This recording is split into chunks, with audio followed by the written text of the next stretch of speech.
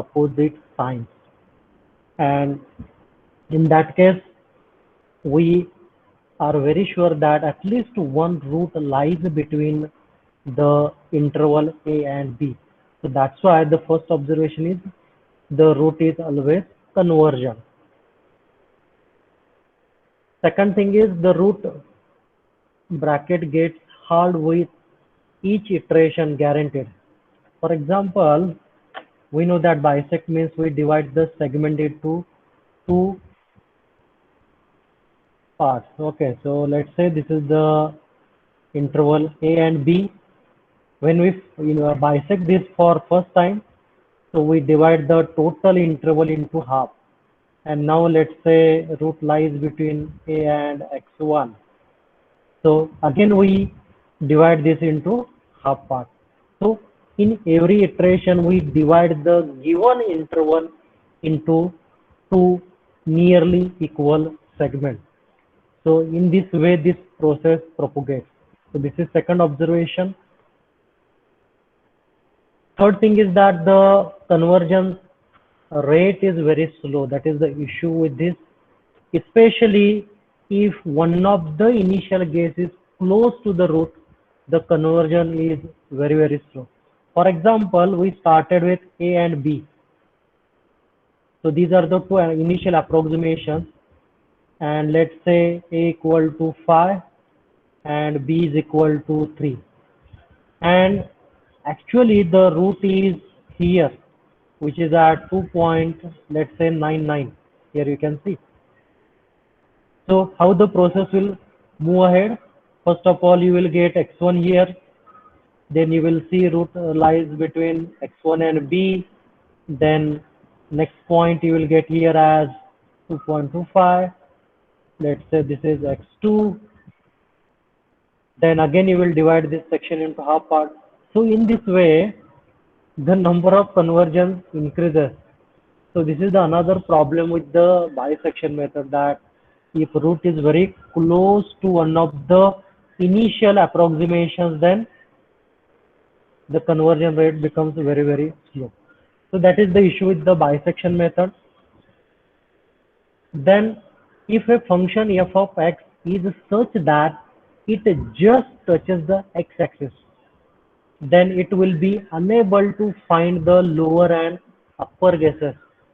You can see in the figure that the function f of x just touches the x-axis, and we are interested in two intervals that bracket the root, and f of a and f of b will have opposite sign.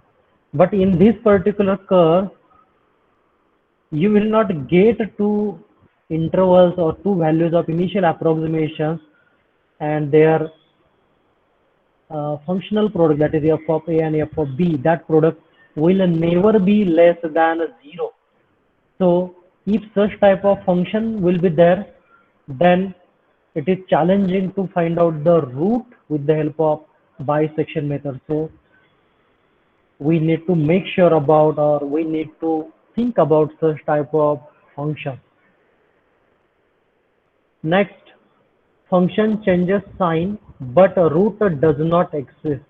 In some of the rare cases, the function will show you that root exists between the two values of a and b, but actually root does not lie.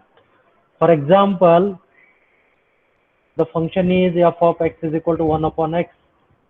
Then if you put x equal to, let's say, 1, you will get positive here. And if you put -1, then you may get value here, that is function. Let's say f of a is positive and f of b is negative. But root does not lie between these two values. So these are some of the rare situations where the equation or the condition shows that root lies between the interval a and b based on the product f of a and f of b less than 0, but actually root does not lie between these two.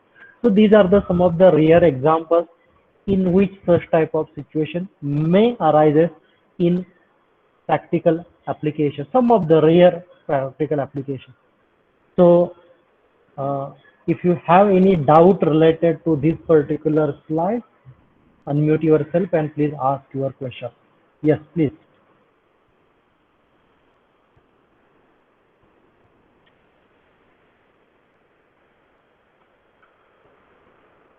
Okay, so it seems that there is no question from your side on this slide. If you have any kind of doubt, you can ask. Okay, then we will move ahead.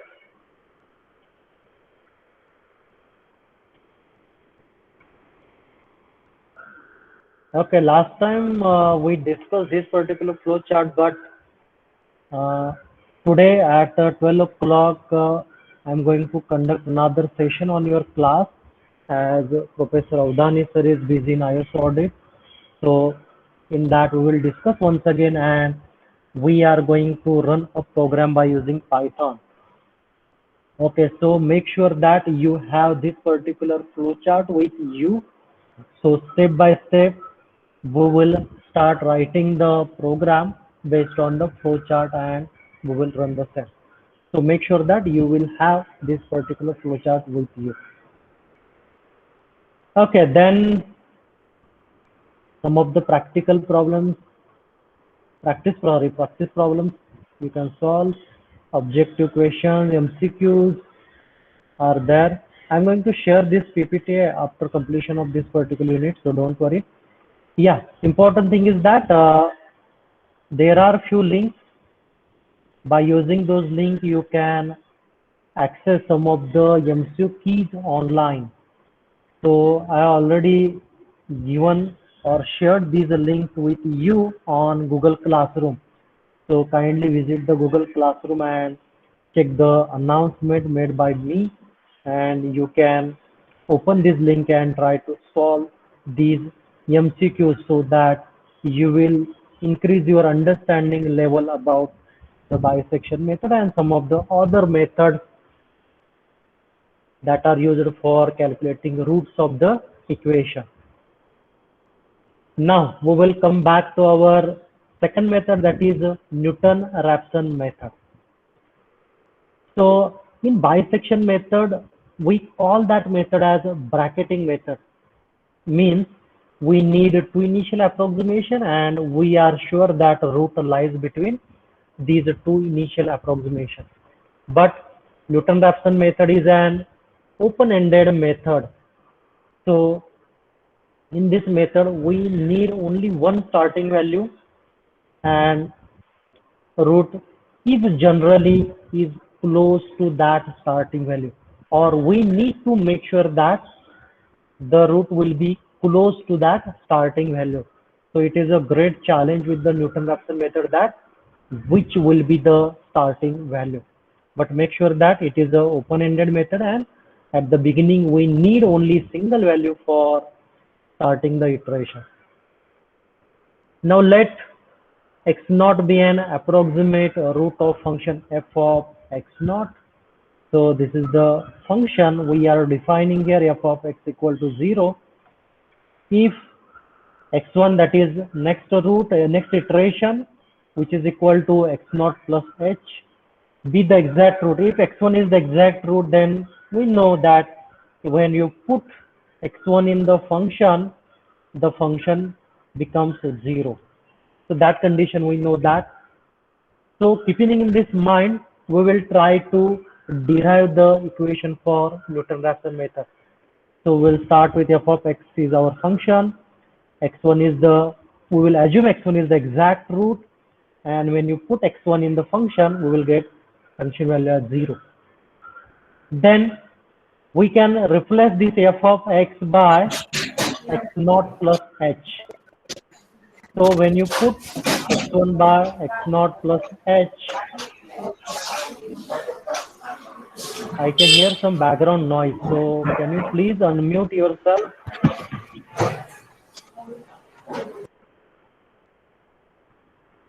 Okay, now it is fine.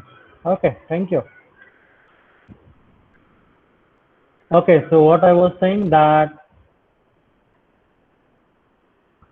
we know that x1 is equal to x naught plus h, so we will put that value in the function, and we will expand that function for Taylor series.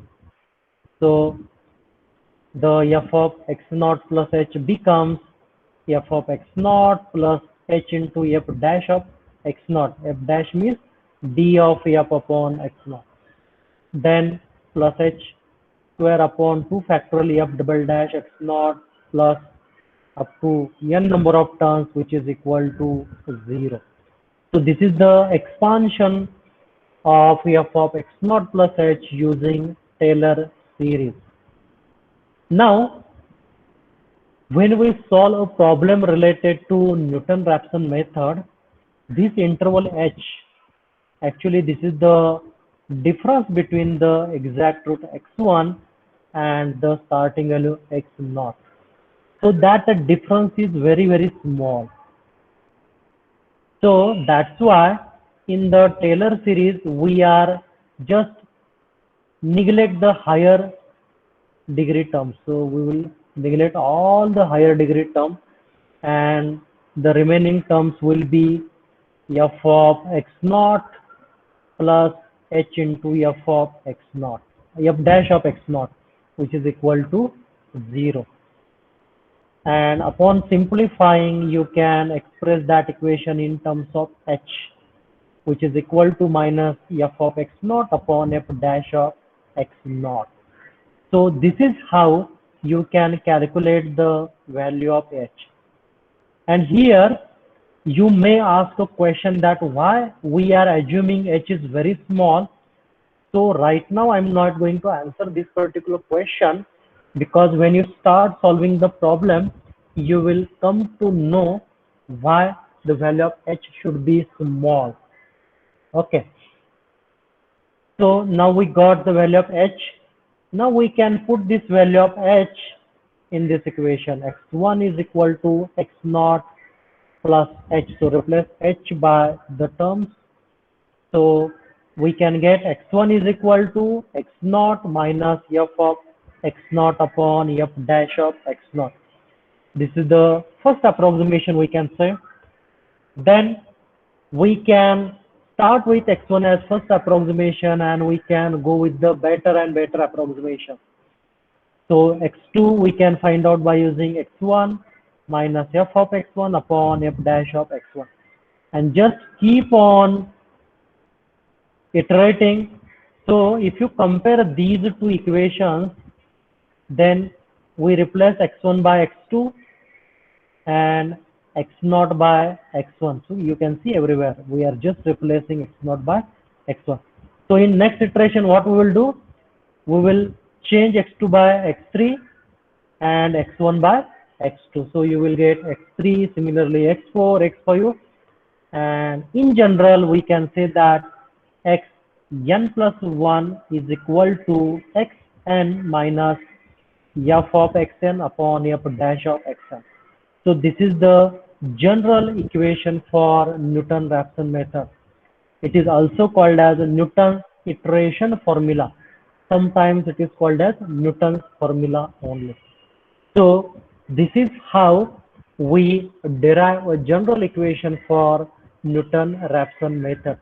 And if you look at the right side of the equation, then you can see that there is only one term, that is xn.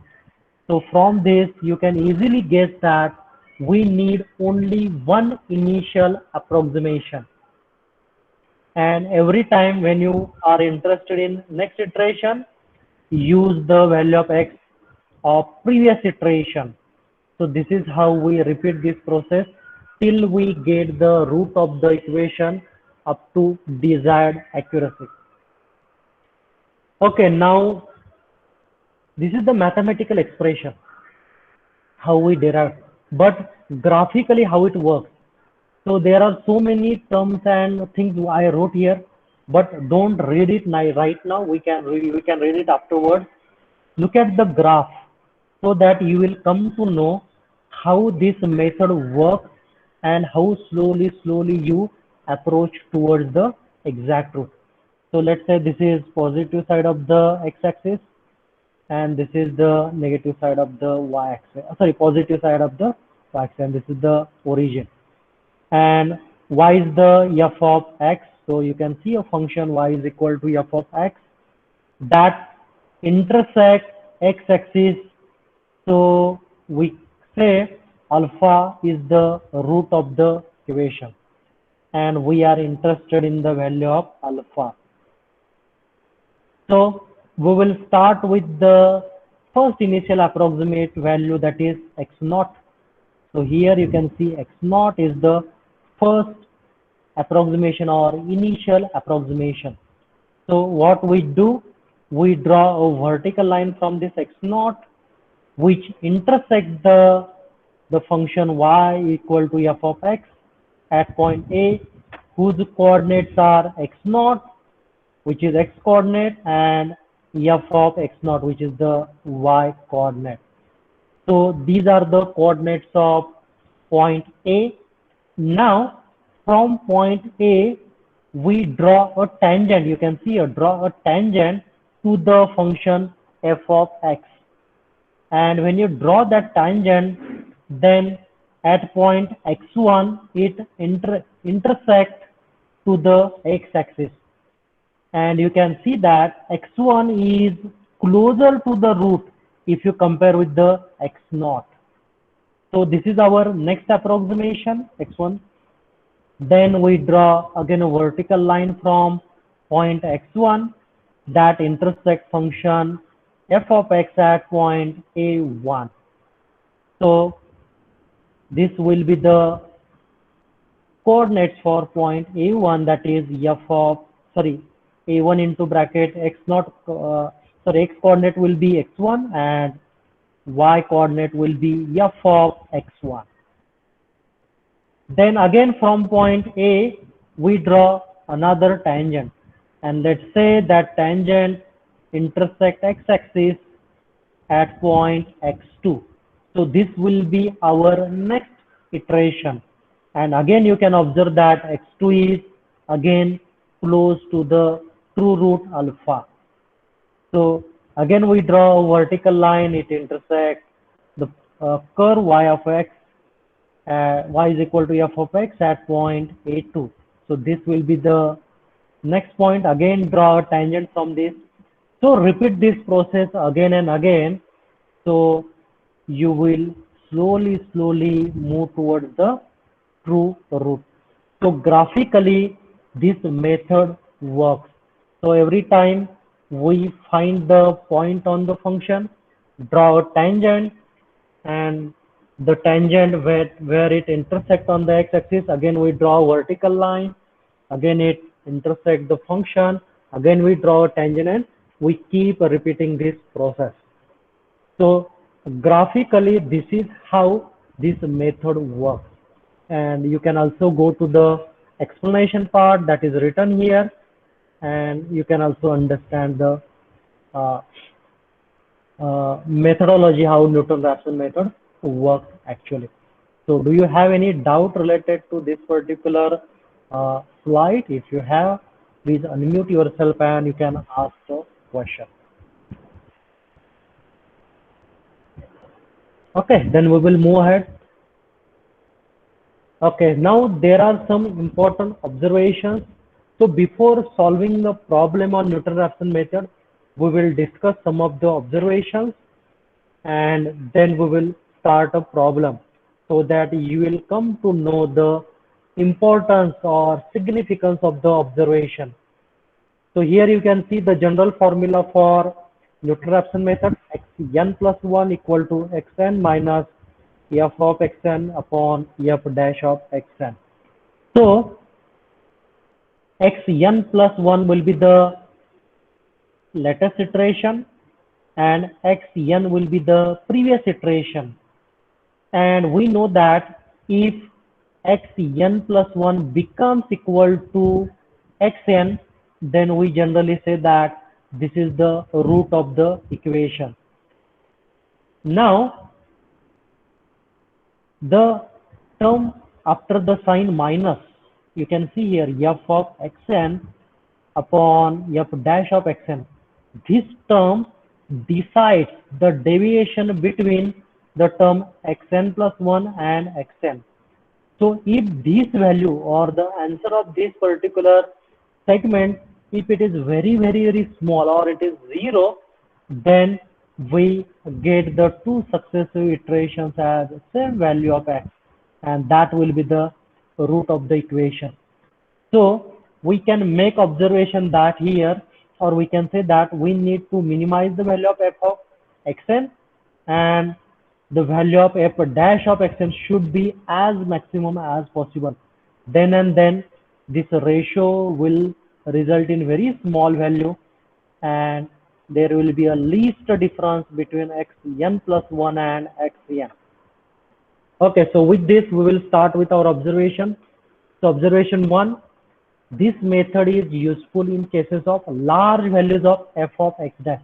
So here we discuss, if we get large values of f dash of xn, the term after minus sign will be very small and you will be very close to the root. And graphically, that is when the graph of f of x while crossing the x-axis is nearly vertical. So if this is the horizontal axis, x-axis, this is y-axis, and if this is the curve, then this curve is nearly vertical. So every time you can pick a point, draw a vertical line, then from the intersecting point, you can see here, you can draw a tangent and repeat the process that we discussed previously.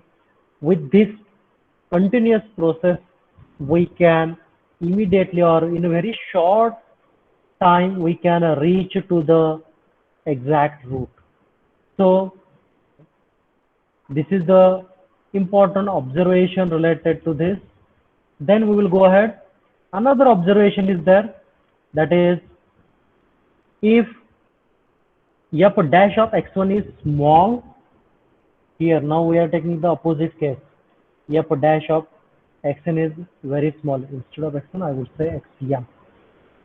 In the vicinity of the root, then by h, that is this particular term, h will be large. So the right side of the minus sign, the term will give you the larger value. And the computation of the root is slow or may not be possible.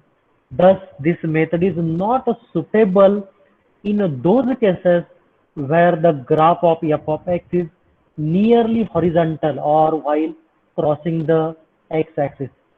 So let's say this is x-axis, this is y-axis, and if a horizontal line is there, so generally if such type of function is there, f of x or y is equal to f of x, and suppose we are interested in this particular root, so you can see the curve is very flat, it is not vertical just like this particular case. So if suppose during iteration, suppose this is your first value or starting value and you are interested in this particular root, so you may draw a tangent like this, so it will go somewhere far away from this particular root. So this is the first situation may arises. In that case, it is very difficult or impossible to get this particular root. Suppose you start with this particular point, then what will happen? You draw a tangent to this, then it will intersect somewhere here to the function, and you will get next approximation on x-axis which is close to this particular root. So this is another issue with this.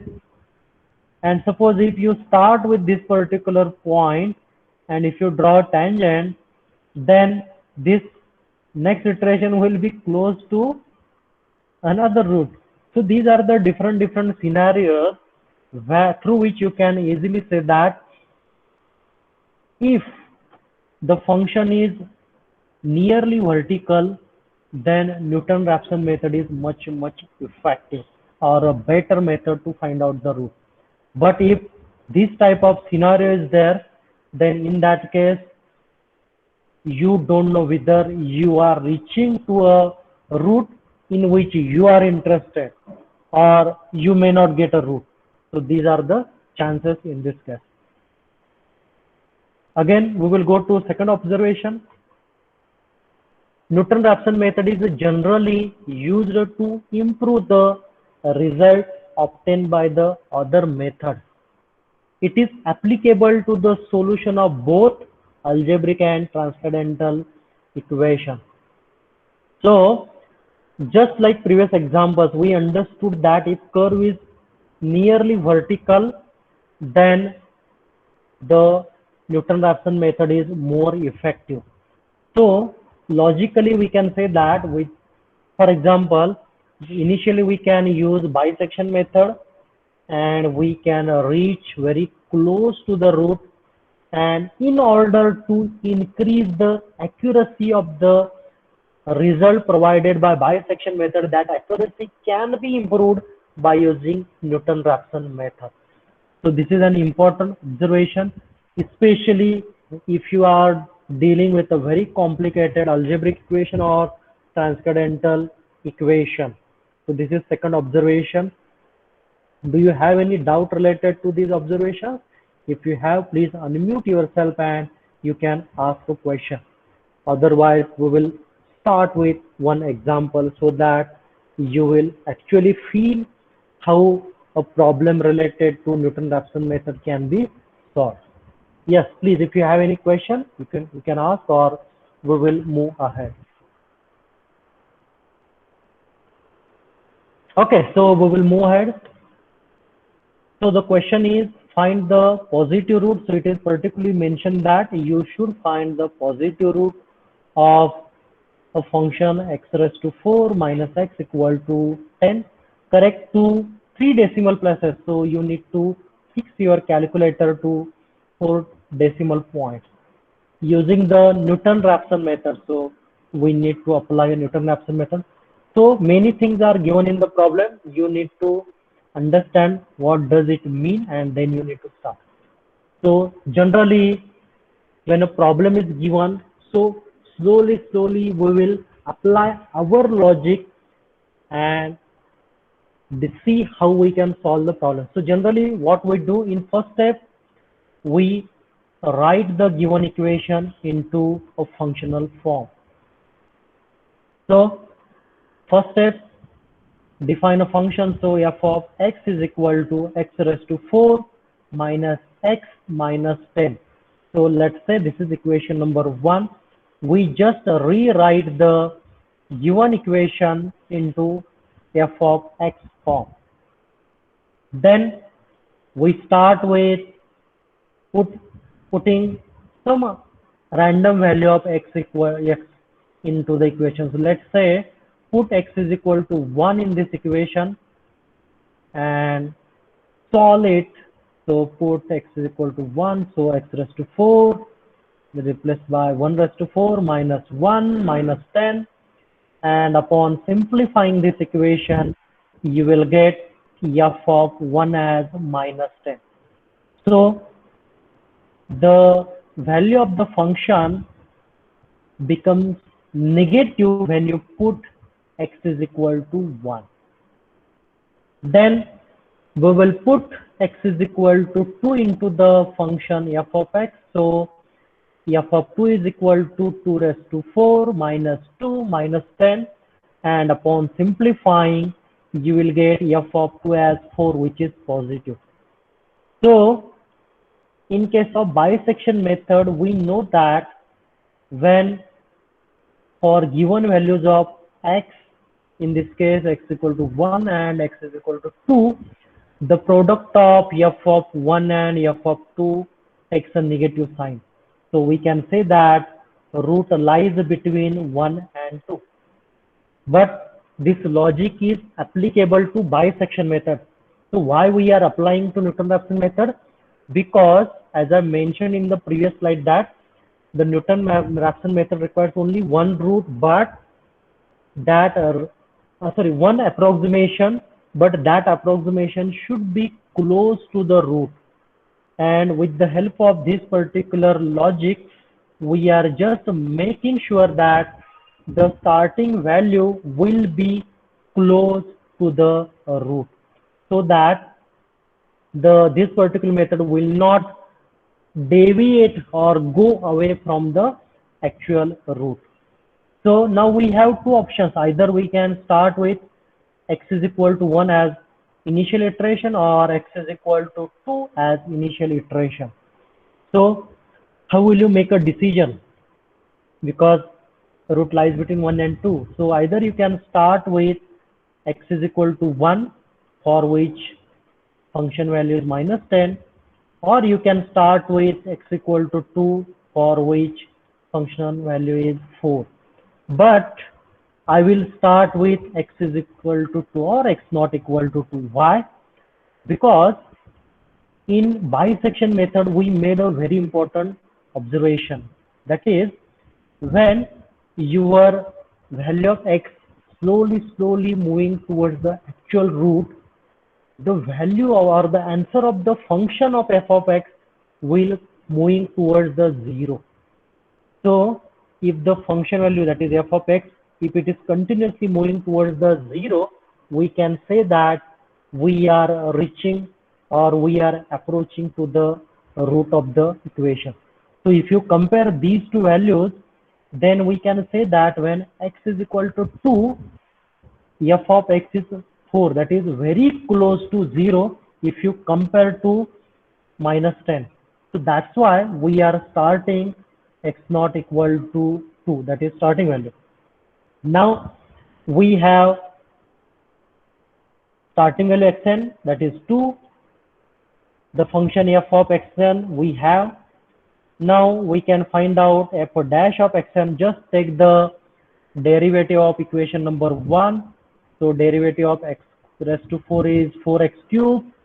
Derivative of x is 1, so minus 1, and the derivative of 10 is 0. So f dash of x is equal to 4x cubed minus 1. So let's say this is equation number 2. So now we have starting value of x, f of x, and f dash of x. So we have all the things. Now we can start implementing Luther-Raphson method and calculate the start doing the iteration. So first approximation, x1 is equal to, so how we can start? Put n is equal to 1 in this equation. So xn plus 1 becomes x1. So this will be the iteration number 1. When you put n equal to 1, xn becomes x1. Yeah, I will just modify my statement.